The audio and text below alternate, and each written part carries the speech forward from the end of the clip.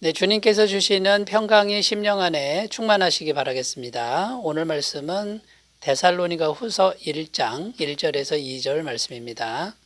바울과 실로아노와 디모데는 하나님 우리 아버지와 주 예수 그리스도 안에 있는 데살로니가인의 교회에 편지하노니 하나님 아버지와 주 예수 그리스도로부터 은혜와 평강이 너희에게 있을지어다. 아멘. 네, 오늘부터 데살로니가 후서 말씀으로 함께 은혜를 나누겠습니다. 데살로니가 후서는 데살로니가 전서를 보낸 후에 약 6개월 지난 시점에 기록했다고 전해지고 있고요. 바울이 고린도라고 하는 지역에 있을 때 기록한 것으로 알려져 있습니다. 데살로니가 후서 내용은 데살로니가 전서와 크게 다를 바 없다고 합니다. 그 데살로니가 전서에는 좀 더 많은 내용이 담겨 있고요. 데살로니가 후서는 3장밖에 되지 않아서 내용이 좀 작은 이제 그런 차이만 있을 뿐이지 주제는 크게 차이가 없다라는 것이죠. 그러면 왜 데살로니가 후서를 기록했는가? 이것을 우리가 생각해 봐야 되는데 크게 두 가지 목적이 있다고 할 수 있습니다. 첫 번째 목적은 고난당하는 상황에 있는 성도들을 말씀으로 위로하고 격려하는 그런 내용이 담겨 있고요. 또 하나는 종말론에 대한 겁니다. 주님의 재림에 관한 것인데 이 종말론에 관한 신앙이 여전히 잘못되어 있는 사람들이 있었다라는 것이죠. 그래서 데살로니가 후서를 기록한 목적을 한 가지만 꼽으라 그러면 이 종말론에 대한 겁니다. 그러니까 예수님의 재림에 대한 신앙이 여전히 잘못되어 있는 사람들 때문에 다시 한번 편지를 보냈다라고 이렇게 볼 수 있는 것이죠. 자, 오늘은 데살로니가 후서 첫 번째 시간인데요. 오늘 고난과 종말론에 대한 전체적인 그런 맥락을 이제 살펴보면서 은혜를 같이 나누는 그런 시간이 되도록 하겠습니다. 자, 첫 번째 이제 고난에 대해서 먼저 말씀을 좀 나누도록 하겠습니다. 데살로니가 후서는요, 총 3장으로 되어 있습니다. 좀 짧지요. 1장이 고난에 대한 말씀이고요. 또 2장은 이제 종말론에 대한 말씀이고, 그 다음에 3장은 성도가 이제 재림을 앞에 두고 어떻게 사는 것이 바르게 사는 것인가, 이렇게 크게 요약해 볼 수 있습니다. 자, 1장이 고난에 대한 말씀인데, 이제 첫 번째는 고난 중에 힘을 내시오. 이제 이런 내용입니다. 오늘 읽지는 않았습니다만 4절 말씀에 보면 그러므로 너희가 견디고 있는 모든 박해와 환난 중에서 너희 인내와 믿음으로 말미암아 하나님의 여러 교회에서 우리가 친히 자랑하노라. 4절에 이렇게 기록하는데 모든 박해와 환난 중에서 지금 데살로니가 교인들은 모든 박해와 환난 중에 있었다라고 지금 증언하고 있는 것이죠. 또 데살로니가전서 1장 6절에도요. 또 너희는 많은 환난 가운데서 성령의 기쁨으로 말씀을 받아 우리와 주를 본받은 자가 되었으니 데살로니가 전서에도 역시 너희가 많은 환난 가운데 있었다. 이렇게 기록하고 있고요. 데살로니가 전서 2장 14절에도 형제들아 너희가 그리스도 예수 안에서 유대에 있는 하나님의 교회들을 본받은 자 되었으니 그들이 유대인들에게 고난을 받은 것 같이 너희도 너희 동족에게서 동일한 고난을 받았느니라. 그러니까 데살로니가 전서에도 지금 고난받고 있는 성도들을 위로하는 그런 내용이 기록되어 있습니다. 그러니까 고난 중에 있는 것을 잘 알고 있다. 그런데 낙심하지 말고 힘을 내라. 이렇게 지금 말씀하고 있다라는 거죠. 그리고 두 번째 생각할 건요, 이제 더 박해가 심해지는 과정에 있었다라는 거죠. 시간이 갈수록 그 고난이라고 하는 것이 작아지는 게 아니라 더 커지는 그런 과정에 있었다라는 것이죠. 그러니까 이제 더 고난이 심해지니까 낙심할 수 있었는데, 낙심하지 말아라. 하나님이 반드시 갚아주신다. 이렇게 말씀하고 있습니다. 데살로니가 후서 1장 6절에서 7절입니다. 너희로 환난을 받게 하는 자들에게는 환난으로 갚으시고 환난을 받는 너희에게는 우리와 함께 안식으로 갚으시는 것이 하나님의 공이시니 주 예수께서 자기의 능력의 천사들과 함께 하늘로부터 불꽃 가운데 나타나실 때에 환난 당하는 성도는 안식으로 갚아주신다. 또 성도를 환난 당하게 하는 사람들은 환난으로 갚아주실 것이다. 이런 말로 지금 위로하고 있는 것입니다. 여러분, 이 지금 고난에 대한 이런 위로와 격려의 말씀은 오늘날 우리들에게도 동일하게 주시는 말씀입니다. 왜냐하면 하나님은 영원부터 영원까지 살아계신 분이고 또 하나님의 말씀은 영원한 말씀이기 때문에 오늘 우리가 이 말씀을 읽는다 그러면요, 동일하게 우리에게 주시는 말씀이라는 것이죠. 그래서 여러분, 우리가 고난 중에 있을 수밖에 없죠. 세상에서는 고난에 피해갈 수 없는데 오늘 말씀을 붙들고 날마다 인내하면서 용기를 잃지 않는 그런 삶이 되셨으면 좋겠습니다. 디모데후서 3장 12절입니다. 무릇 그리스도 예수 안에서 경건하게 살고자 하는 자는 박해를 받으리라. 여러분, 이 세상에서 우리가 경건하면 경건할수록 박해는 반드시 따라온다라는 것을 우리가 마음에 이제 각오하셨으면 좋겠습니다. 그리고 우리가 이 고난을 두려워 말고 또 복음을 부끄러워하지 않는 그런 삶이 되셨으면 좋겠습니다. 디모데후서 1장 8절입니다. 그러므로 너는 내가 우리 주를 증언함과 또는 주를 위하여 갇힌 자 된 나를 부끄러워하지 말고 오직 하나님의 능력을 따라 복음과 함께 고난을 받으라. 복음과 함께 고난을 받는 복된 삶이 되셨으면 좋겠습니다.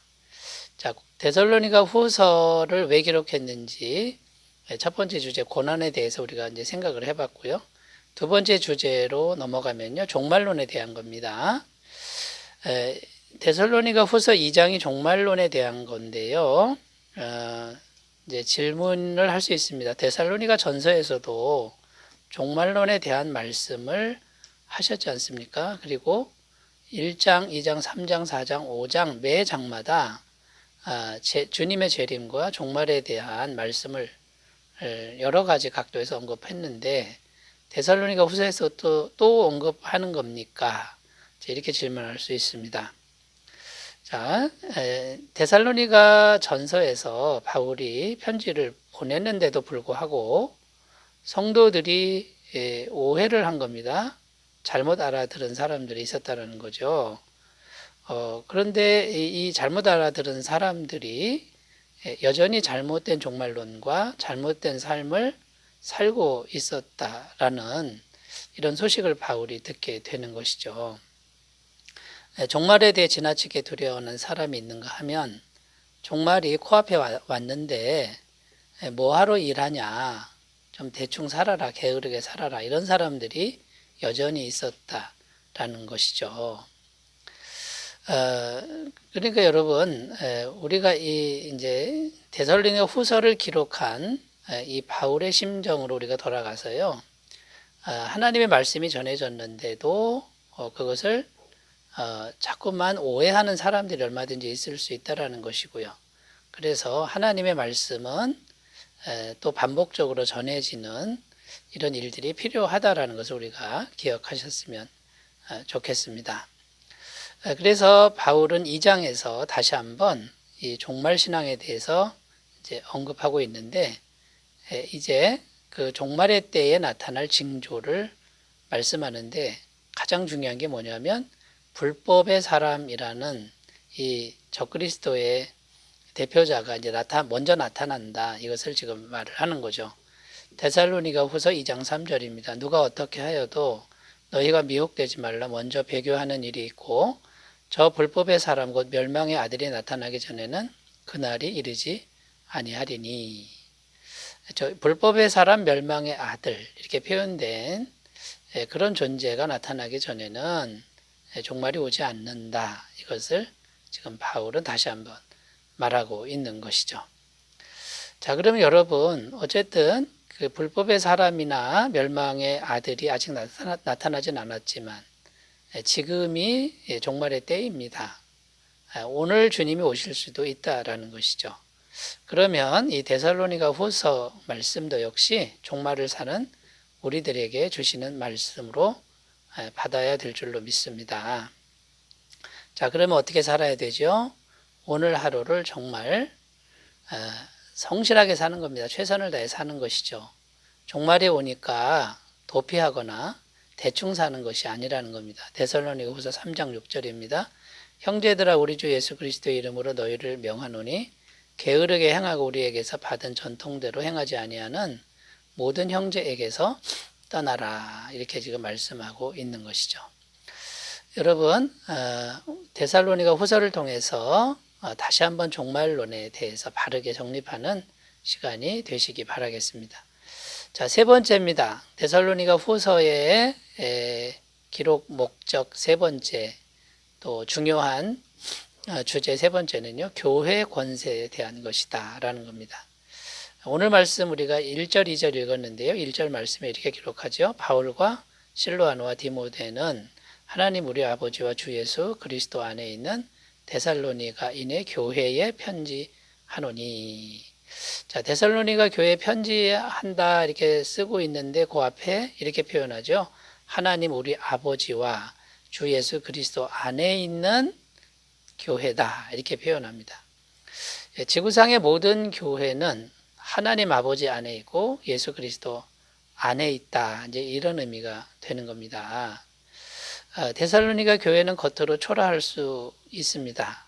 연약합니다. 지금 환난 중에 있습니다만 본질적으로는 전능하신 하나님이 함께하는 그런 공동체라는 것이죠. 여러분, 그러니까 이 교회의 본질이 뭡니까? 세상에서는 정말 초라하고 연약해도 전능하신 하나님이 함께하시는 영광의 공동체라는 것이고요. 또 2절 말씀에 보면 하나님의 은혜와 평강이 공급되고 있다 이렇게 표현하죠. 2절 말씀 하나님 아버지와 주 예수 그리스도로부터 은혜와 평강이 너희에게 있을지어다. 여러분, 하나님이 전능하신데 그리고 영생이신데 그분이 은혜를 공급하신다고 한번 생각해 보십시오. 이 하나님의 은혜는 무궁한 은혜고 부족함이 없는 은혜라는 겁니다. 어떤 고난과 역경도 이겨낼 수 있는 그런 은혜를 공급해 주신다. 이런 의미가 되는 거죠. 그 은혜가 오면 나타나는 결과물이 평강인데요. 이 평강은 성령님의 임재라는 겁니다. 성령님이 교회 안에 임하시는 거고 믿는 사람 안에 임하는 거죠. 여러분, 이 은혜와 평강이 얼마든지 공급되는 곳, 그것이 바로 교회라는 것이라는 겁니다. 그러니까 교회가 하나님의 권세를 가진 기관이다. 이것을 말씀하고 있는 거죠. 여러분, 세상에서 환난, 고난이 있을 수 있고요. 종말이 올 수 있습니다만 교회 권세는 영원합니다. 변함이 없다라는 거고 우리가 곧 교회라는 거 잊지 않고 이 시대를 살아갔으면 좋겠습니다. 기도드리겠습니다. 하나님 아버지, 오늘부터 데살로니가 후서로 은혜를 나누려고 합니다. 진리의 말씀으로 도와주시옵소서. 예수님의 이름으로 기도드립니다. 아멘. 주의 은혜 충만한 하루 되시기 바라겠습니다. 감사합니다.